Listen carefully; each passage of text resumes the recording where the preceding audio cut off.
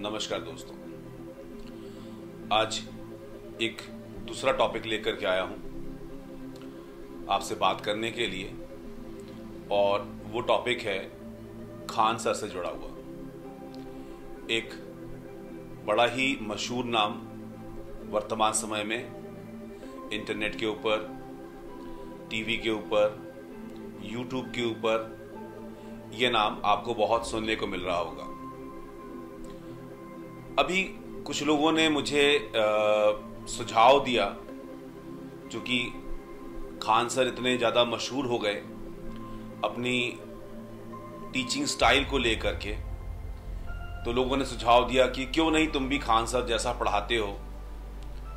तो मुझे सोचना पड़ा कि निश्चय खान सर के अंदर कुछ काबिलियत होंगी, कुछ ऐसे गुण होंगे जो उनको बाकी लोगों से थोड़ा अलग बनाती होगी। तो मैंने खान सर के कई यूट्यूब वीडियोस को सर्च करके उनकी स्टडी करी, उनके कुछ इंटरव्यूज़ को देखे और ये जानने की कोशिश करी कि आखिर क्या वजह है जो खान सर को बाकी टीचर्स से अलग करती है।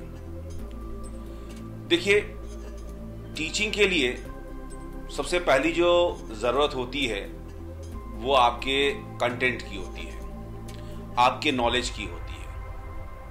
और जब तक आपके पास कंटेंट नहीं होता, आपके पास नॉलेज नहीं होता, आप किसी भी प्लेटफॉर्म के ऊपर स्टैंड नहीं कर सकते। तो जितने भी टीचर्स हैं, डेफिनेटली वो कोई भी टीचर हो, वो प्लेटफॉर्म के ऊपर जब टीचिंग के लिए आता है तो कंटेंट के साथ आता है, नॉलेज के साथ आता है, क्योंकि बिना इसके टीचिंग तो पॉसिबल नहीं है। तो मैं कंटेंट नॉलेज को लेकर के कोई भी कंपैरिजन किसी के साथ नहीं करूंगा, क्योंकि जो भी टीचर्स हैं उनकी अपनी क्वालिटीज़ हैं, अपने गुण हैं और उनके पास कंटेंट एंड नॉलेज है। तो इसके बारे में कोई चर्चा नहीं करूंगा। मैं चर्चा करूंगा उन दूसरे गुणों के बारे में जो हो सकता है खान सर के अंदर हो और दूसरे टीचर्स के अंदर ना हो। ऐसा कारण क्या है इसका कारण यह है कि वर्तमान समय में, जैसा खान सर ने एक टीवी इंटरव्यू में दावा किया कि उनके पास 16 लाख स्टूडेंट्स हैं और यूट्यूब पर उनके पास 80 लाख फॉलोअर्स हैं। ये एक बहुत बड़ी संख्या है और किसी भी टीचर के लिए इतनी बड़ी संख्या में स्टूडेंट्स होना ये एक असंभव सी बात होती है। इतनी संख्या में फॉलोअर्स होना एक असंभव सी बात होती है। तो जरूरी एक रिसर्च का सब्जेक्ट हो गया कि इस बात पर रिसर्च किया जाए कि आखिर वो कौन से गुण है जो खान सर को बाकी टीचरों से अलग बनाता है। तो मैंने इनके वीडियोस को स्टडी किया और जब इनके वीडियोस को स्टडी किया तो सबसे पहली बात जो मैंने पाई इनके अंदर वो थी इनकी स्माइल। खान सर की स्माइल बहुत अच्छी स्माइल है और जो हमारे अदर टीचर्स कम्युनिटी में टीचर्स हैं उनके पास भी अच्छी स्माइल है। मुझे छोड़ करके मेरा स्माइलिंग फेस नहीं है, मैं जल्दी मुस्कुराता नहीं हूँ, लेकिन बहुत से टीचर्स हैं जिनके पास ये गुण है और उनका स्माइलिंग फेस है। तो मानी बात है, ये उनको भिन्न नहीं बनाता है, उनको डिफरेंट नहीं बनाता है। दूसरा जो गुण देखा मैंने उनके अंदर वो विनम्रता। तो विनम्रता के बारे में भी मैं ये बोलूँगा कि हमारे बहुत सारे टीचर्स हैं जो बहुत विनम्र हैं और बहुत अच्छे से विनम्रता से अपने बच्चों को पढ़ाते हैं। तो ये भी वो गुण नहीं है जो खान सर को बाकी टीचरों से अलग बनाता हो। फिर मैं तीसरी चीज़ पे आया और वो ये कि जब एक टीचर अपने स्टूडेंट्स को पढ़ाता है तो पढ़ाने के लिए जिस भाषा का वो इस्तेमाल करता है और जिन उदाहरणों का वो इस्तेमाल करता है, देखिए भाषा एक दूसरे को जोड़ने के लिए एक माध्यम होती है। जब तक हमारी भाषा अच्छी नहीं होगी हम दूसरे को अपने साथ जोड़ नहीं पाएंगे। और स्टूडेंट को अपने साथ जोड़ने के लिए हमारे पास एक अच्छी भाषा, एक अच्छी लैंग्वेज होनी चाहिए। तो मैंने उस भाषा के बारे में स्टडी किया, उसको देखा कि वो किस तरह की लैंग्वेज का इस्तेमाल करते हैं। तो वो जो भाषा का इस्तेमाल करते हैं वो बड़ी ही आम बोली जाने वाली भाषा होती है। वो बिल्कुल फॉर्मल नहीं है, वो बिल्कुल इनफॉर्मल भाषा का इस्तेमाल करते हैं। नॉर्मली हम लोग जो है जैसे फॉर्मली बोलते हैं आप, थोड़ा इनफॉर्मल हो जाते हैं तुम, थोड़ा और इनफॉर्मल हो जाते हैं तू। तो इस तरह से अगर हम भाषा को जितना ज्यादा इनफॉर्मल करते रहेंगे हमारी कनेक्टिविटी बढ़ती जाती है।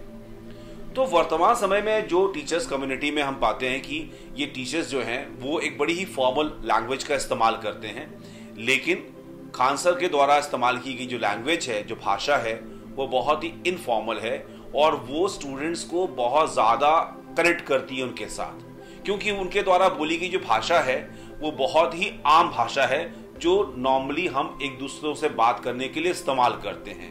और खासकर स्टूडेंट टीचर्स के बीच में नहीं, खासकर कि वो भाषा का इस्तेमाल किया गया उनके द्वारा जो वो एक परिवार के लोगों के बीच में बातचीत की जाती है या दोस्तों के बीच बातचीत की जाती है, उस भाषा का इस्तेमाल किया गया और स्टूडेंट्स के बीच में कनेक्टिविटी को बढ़ाने के लिए उन्होंने बहुत ही आम भाषा का इस्तेमाल किया।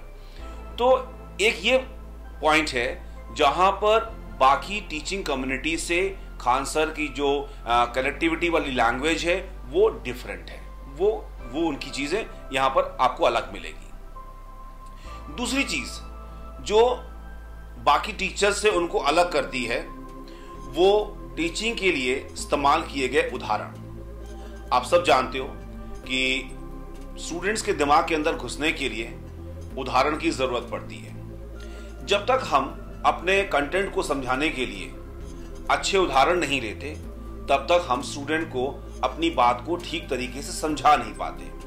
और इसके लिए हर टीचर कुछ उदाहरण लेता है और उन उदाहरणों के माध्यम से हम स्टूडेंट को अपनी बात समझाने की कोशिश करते हैं। तो फिर मैंने उनके द्वारा लिए गए उदाहरणों की थोड़ा सा ध्यान दिया कि वो किस तरह के उदाहरण लेते हैं अपने कंटेंट को समझाने के लिए, और वहां पर भी पाया मैंने कि वो जो उदाहरण हैं वो कुछ ऐसे उदाहरण हैं जो सामान्यतः टीचरों के द्वारा इस्तेमाल नहीं किए जाते हैं। वो उदाहरण दोस्तों के बीच में इस्तेमाल किए जाने वाले उदाहरण हैं, एक आम बोलचाल में इस्तेमाल किए जाने वाले उदाहरण हैं और टीचर और स्टूडेंट के बीच इस्तेमाल किए जाने वाले उदाहरण नहीं हैं। जैसे मैं कुछ उदाहरण देता हूं जिनका वो इस्तेमाल करते हैं। वो चंद्रमा के बारे में पढ़ा रहे थे, वो मून के बारे में पढ़ा रहे थे। एक तो वो पढ़ाते पढ़ाते कुछ शेर व शायरी का भी इस्तेमाल करते हैं और वो ये बता रहे थे कि चंद्रमा पे बहुत सारे दाग हैं। और वो दाग क्यों हैं? क्योंकि वहां पर बहुत सारे गड्ढे हैं। तो लोग बोलते हैं कि चंद्रमा में दाग है। तो फिर उन्होंने दाग को समझाया कैसे? उन्होंने दाग को समझाया इस तरीके से कि जैसे लड़का लड़की के गालों में पिंपल पड़ जाता है और गालों में पिंपल पड़ने से दाग पड़ जाता है और कटहरवा मुंह हो जाता है। अब जैसे उन्होंने इस बात को बोला कि कटहरवा मुंह हो जाता है, बच्चे एकदम बिल्कुल खिलखिला के हंस पड़े और बच्चे बिल्कुल एंजॉय करने लगे। तो उन्होंने बिल्कुल एंटरटेनमेंट, कॉमेडी, हर चीज अपनी इस टीचिंग में डाल दी। तो बच्चों ने खूब एंजॉय किया। डेफिनेटली हम लोगों ने अपनी टीचिंग में कभी इस तरह के उदाहरण इस्तेमाल नहीं किए होंगे। और मैं आपको एग्जांपल देता हूं जो उन्होंने इस्तेमाल किए अपनी टीचिंग में। वो केसर के बारे में बता रहे थे, केसर के गुण के बारे में बता रहे थे और केसर के ऐसे गुण के बारे में बताया जिस गुण का इस्तेमाल, जिसको उन्होंने ऐसा उदाहरण दिया, केसर बेचने वाली कंपनी ने भी इस्तेमाल नहीं किया होगा। उन्होंने कहा कि केसर खाने से अगर एक गर्भवती महिला केसर खाती है तो उसका होने वाला बच्चा जो है बहुत गोरा पैदा होता है। अब मानी बात है, इस तरह के उदाहरण से जो है बच्चे बहुत एंजॉय करते हैं। उसी समय उन्होंने ये भी जोड़ा, ओ देखो एक बच्ची बोल रही है कि मेरी मम्मी ने जरूर नहीं खाया होगा तभी मेरा रंग साफ नहीं है। तो मानी बात है, इस तरह के उदाहरण अगर इस्तेमाल किए जाएंगे तो कहीं ना कहीं बच्चे एंजॉय करेंगे और कनेक्टिविटी बढ़ती है।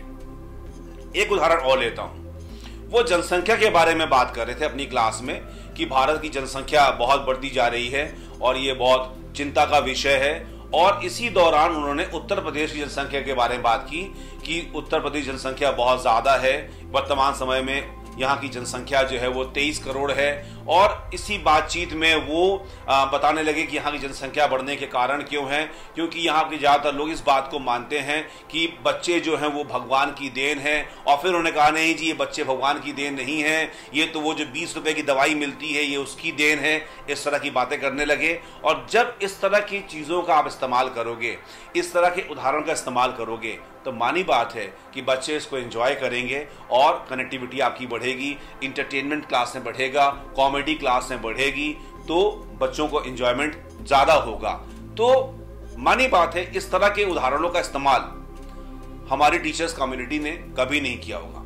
मैं यहां पर खान सर की कोई आलोचना नहीं कर रहा हूं, आलोचना करने का मैं साहस नहीं कर सकता हूं। जिस व्यक्ति के पास 16 लाख स्टूडेंट्स हों, जिस व्यक्ति के 80 लाख फॉलोअर्स हों, उसकी आलोचना नहीं की जा सकती है, उसको सिर्फ प्रणाम किया जा सकता है। तो मेरा कहना सिर्फ इतना है कि हम सिर्फ ये देखना चाहते थे कि आखिर वो कारण क्या है कि जिसकी वजह से उनका और हमारा टीचिंग स्टाइल डिफरेंट है।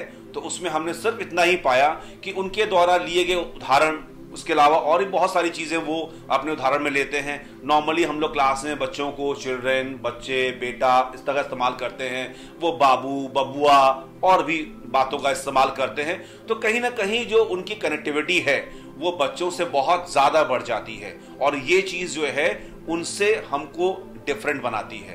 तो ये चीजें इस्तेमाल करने पर मानी बात है बच्चे बहुत खुश होते हैं, वो एंजॉय करते हैं, क्लास में उनका इंटरटेनमेंट होता है। तो बच्चे डेफिनेटली बच्चे उस बातों को बहुत जल्दी समझते हैं। तो मेरा एक सवाल तो यहां पर था कि क्या जिस तरीके से उनकी स्टाइल है पढ़ाने की वो सही है, या जो स्टाइल हम सब लोग आज तक इस्तेमाल करते रहे वो सही है। ये इसमें कोई लड़ाई नहीं है, अपने अपने विचार हैं। किसी का सोचना उनका अच्छा स्टाइल है, कुछ का सोचना हमारा स्टाइल अच्छा है। मैंने इस चीज की चर्चा इसलिए की कि कुछ लोगों ने मुझे इस बात की सलाह दी कि आप भी उस तरीके से पढ़ाया करो। तो मैंने इस बात पे स्टडी किया, क्या उचित होगा उस तरह से पढ़ाना। ये सवाल मेरा आप लोगों से भी है कि क्या उस स्टाइल से हम पढ़ा सकते हैं। इसके बारे में आपको सोचना पड़ेगा, क्योंकि हमको बच्चों के साथ कनेक्टिविटी बढ़ानी है। तो कनेक्टिविटी बढ़ाने के लिए हम किस तरह से बच्चों के और करीब आ सकते हैं। उन्होंने एक उदाहरण दे दिया, एक उदाहरण हम सबको भी बनाना पड़ेगा, लेकिन इसके लिए हम कैसे उदाहरण लेंगे, कैसी लैंग्वेज का इस्तेमाल करेंगे, इस बात को सोचना पड़ेगा। आज के लिए इतना ही।